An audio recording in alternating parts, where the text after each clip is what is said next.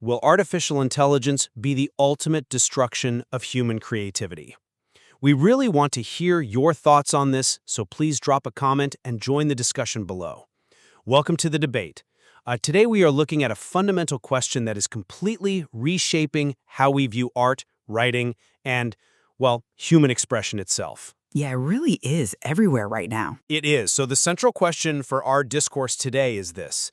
Is generative AI a terminal threat that's going to homogenize and destroy genuine creative thinking? Or are we just looking at the next technological evolution of the artist's toolkit, something akin to the invention of the camera?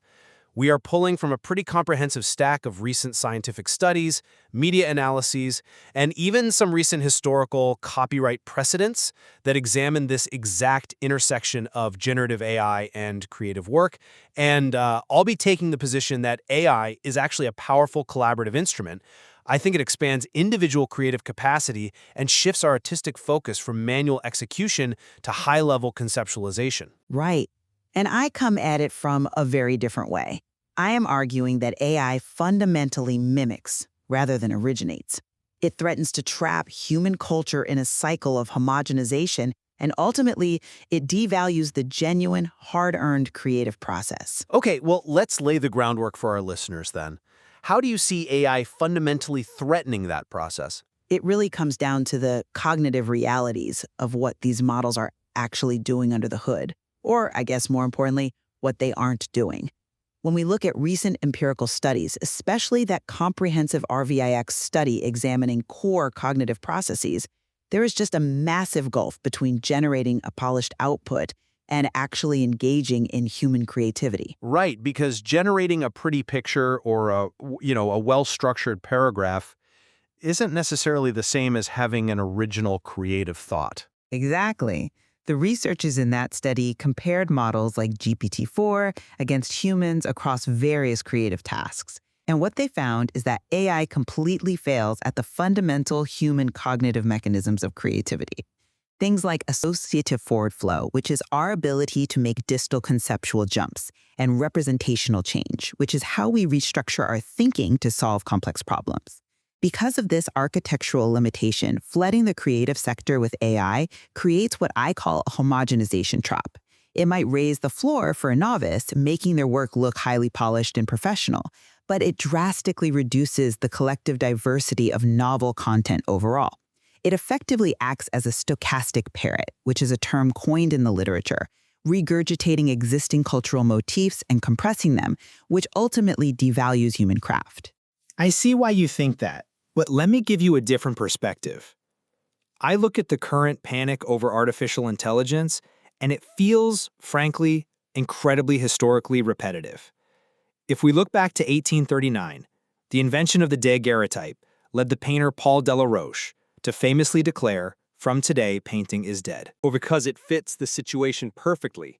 Photography did not kill painting, it liberated it.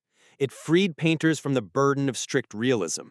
It pushed human creativity into totally unprecedented realms of abstraction, leading to Impressionism, Surrealism, modern art as we know it. AI is simply the new medium in this historical progression. It does not destroy creativity, it relocates it. The human role is shifting toward prompt engineering and high-level curation. Plus, experimental evidence demonstrates that AI actually enhances individual creativity. It serves as an interactive partner that can edit structures, pose questions, and empower the human mind to think on a much grander scale. The creativity remains entirely human, the machine is simply the scaffolding. The problem with the camera analogy is that a camera captures the physical world. Generative AI is designed to probabilistically mimic human thought itself. And that is a crucial distinction when we talk about genuine creative thinking versus probabilistic mimicry. So you are talking about the underlying architecture of the large language models. Yes, exactly. AI's underlying architecture is mathematically designed to minimize surprise. It is a next token prediction engine trained on historical data. Let's unpack that archive study I mentioned earlier. They actually measured this phenomenon by looking at forward flow in free association tasks. Can you break down forward flow for us? I think it's important we don't get bogged down in the cognitive jargon here. Sure. Think of it as how human brains brainstorm. We have an inherent novelty-seeking tendency. When we try to be creative, our minds naturally make these wild, distant leaps between completely unrelated concepts. We intentionally deviate from highly accessible, obvious concepts to explore new semantic spaces. So, if I say the word ocean, a highly accessible, uncreative concept is water. A distant, creative leap might be silence, or pressure, or memory. Okay, making an unexpected conceptual jump. Right. And the AI models generated significantly lower forward flow values compared to human subjects. They rely on local semantic search. They just chain together concepts that are already closely related in their massive training data. They aren't making true creative leaps.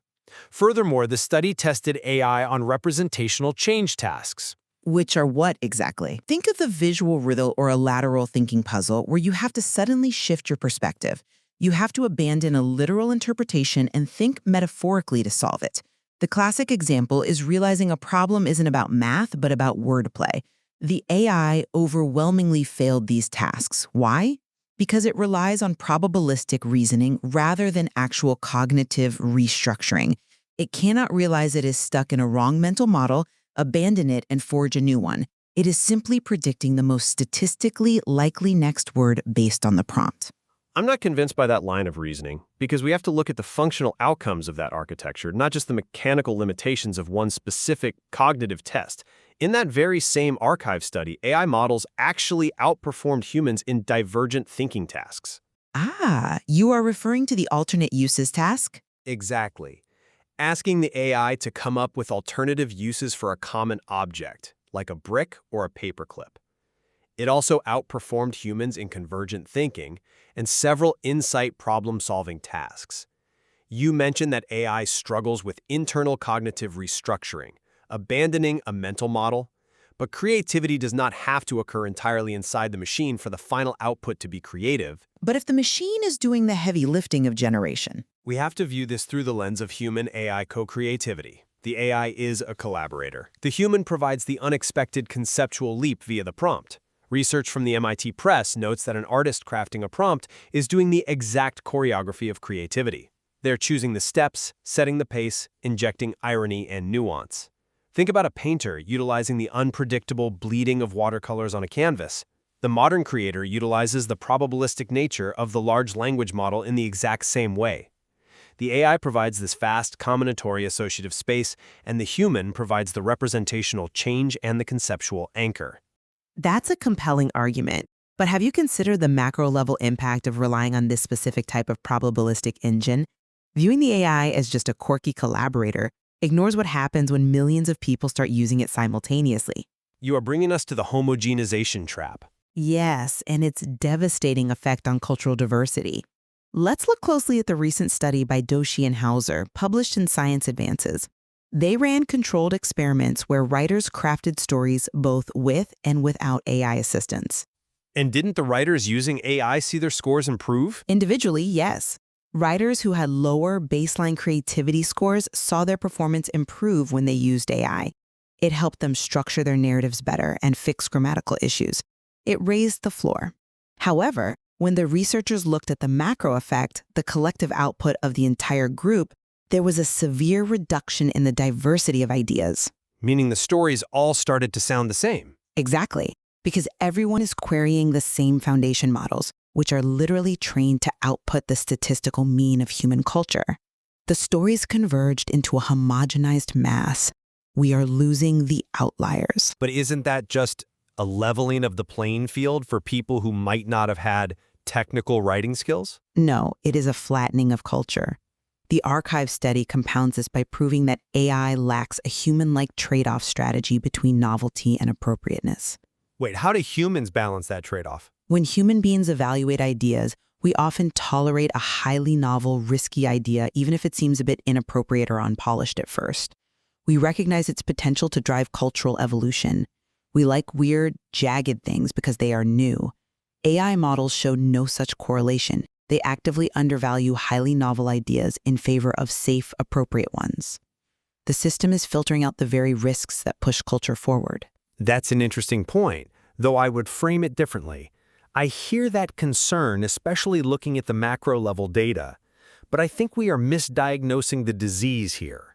The homogenization you are describing, the flattening of the stories, the loss of outliers, is a systems design issue. It is not an inherent, inescapable flaw of artificial intelligence itself. How can it not be inherent if the model is mathematically designed to predict the statistical mean? Because the problem isn't the AI. It is the push-button, low-effort interface we currently use to interact with it. We are telling it to write me a story so it writes the most average story possible. But look at Kenneth Arnold's research at Taylor University. He addresses this directly. He critiques that exact stochastic parrot effect that comes from predictive text nudging us toward platitudes. But he proposes what he calls swords to plowshares approaches. Meaning repurposing the models away from pure generation. Right. Generative models can be repurposed. Instead of having the AI write the text for you, systems can be designed to use the AI to ask the writer open-ended questions, or the AI can provide a structural summary of a draft you wrote yourself to highlight gaps in your logic or pacing. Arnold's studies showed that when AI presents users with critical questions rather than text snippets to copy, it actually broadens the writer's perspective. It prevents that convergence on the mean. But that requires an active resistance to the tool's primary affordance, which is generating content. It requires intentionality. The homogenization trap only exists if we lazily delegate the entirety of the creative act to the machine. When used to interrogate and expand human thought, AI acts as a mirror that forces us to be more distinct, not less. I'm sorry, but I just don't buy that. Let me tell you why. The reality of how these tools are being deployed completely undermines that optimistic vision of intentionality. We have to talk about the value of craft versus the rise of concept. Okay, let's get into it. You think craft is dying? I think it is being actively assassinated by economic pressures. We are operating in a hyper-capitalist gig economy. The narratives driven by tech companies right now prioritize efficiency over exploration, and the artifact over the process. Look at the Karamiak study. They analyzed media and corporate narratives surrounding AI in the creative sectors. What they found is a pervasive, dangerous paradigm that treats creativity simply as a time-consuming problem to be solved. Meaning companies just want the final product as fast as possible, without caring about the journey. Precisely. They explicitly market these tools as ways to produce within seconds, removing the need for long-term skill acquisition. Imagine a working graphic designer or a copywriter. They aren't being asked to use AI as a sparring partner to broaden their perspective, like Kenneth Arnold suggests. They are being told to churn out 50 assets by lunch. Delegating the execution of art is not harmless. But isn't execution just a means to an end? If the idea is good, does it matter if it took 10 seconds or 10 hours to render? Absolutely, it matters. The countless small-scale choices made during the physical execution of a craft, the hesitation of a brushstroke, the struggle to find the exact right word in a sentence, the physical interaction with the medium, those aren't busy work. They are the very essence of artistic discovery. You rarely end up where you thought you would when you started. By stripping away the execution in favor of instantaneous generation, we devalue the hard-earned skills of artists. We force them into an environment where speed replaces substance and where the economic value of their labor plummets because clients now expect instantaneous AI-generated artifacts. I hear you. But elevating the concept over the manual execution is not a degradation of art. It is a natural, documented evolution of it.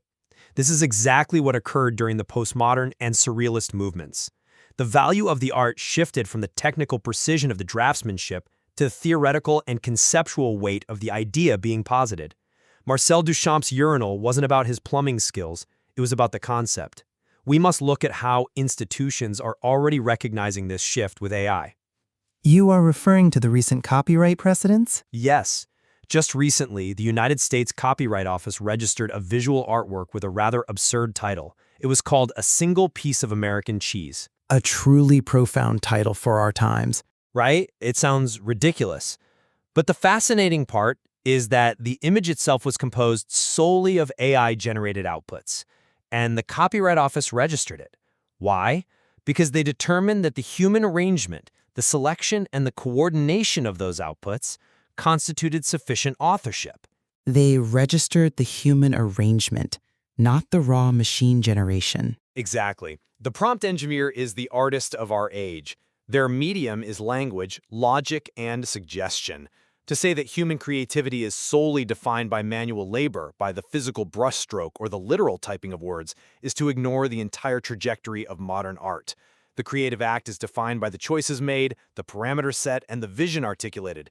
If an AI handles the rendering, the human is still the director. We are simply operating at a higher level of abstraction. Think of a composer. A composer writes a symphony, but they rely on an orchestra of highly skilled musicians to execute it. In this case, the creator relies on an orchestra of neural networks. I think that is a flawed analogy. A composer understands the instruments they are writing for because they deeply understand the mechanics of music. A person typing a prompt into an image generator without understanding visual composition, color theory, or anatomy is not a composer. They are a consumer ordering off a menu. Well, let's pull back and look at where we stand. If you had to summarize your core concern about the trajectory we're on, where does it land in light of everything we've discussed? My position remains that relying on AI risks outsourcing the essential cognitive processes of creativity. When we bypass the associative struggles, the forward flow, the representational change we talked about earlier, we bypass the very mechanisms that generate truly novel human thought. The resulting culture becomes homogenized. We get trapped in this hyper-efficient loop that values the final, polished product over genuine artistic discovery. If we treat the small-scale choices of implementation as an inefficiency to be optimized away, we lose the subtle interplay between the large-scale concept and the small-scale execution, which is where true artistry resides. And from my perspective, artificial intelligence is a transformative tool that democratizes expression. Just as the camera allowed anyone to capture reality, AI allows anyone to bring their imagination into the physical world without being gated by decades of manual technical training. When guided by human ingenuity, conceptual vision, and rigorous prompt engineering, generative AI expands our capacity to think bigger. It forces us to redefine the boundaries of art, elevating our role from manual laborers to high-level conceptual curators. I will acknowledge that AI undeniably alters the landscape of human expression. And as you pointed out with Kenneth Arnold's research, there are specific use cases like structural editing and question-asking frameworks where AI can be utilized to support human thought rather than replace it. We can certainly agree that the uncritical push-button use of AI poses a severe risk of cultural homogenization. We converge entirely on that point. Uncritical application is dangerous. Maintaining diverse, deliberate human input is absolutely crucial for the future of art. If the tool is used passively, we get the stochastic parrot. If it is used actively, we get a new frontier of expression. The complexity of separating human thought from the tools humans create will only deepen as these models evolve. I highly suggest that the listener look closely at the source material, particularly the cognitive studies on forward flow and the economic analyses of the gig economy, to truly understand the cognitive and societal mechanisms at play here. There is vastly more to explore in the material than we could cover today. Will artificial intelligence ultimately destroy genuine creative thinking, or will it elevate human creativity to unprecedented conceptual heights? We leave that to you. Please leave a comment with your own conclusions. Thank you for joining us on the debate.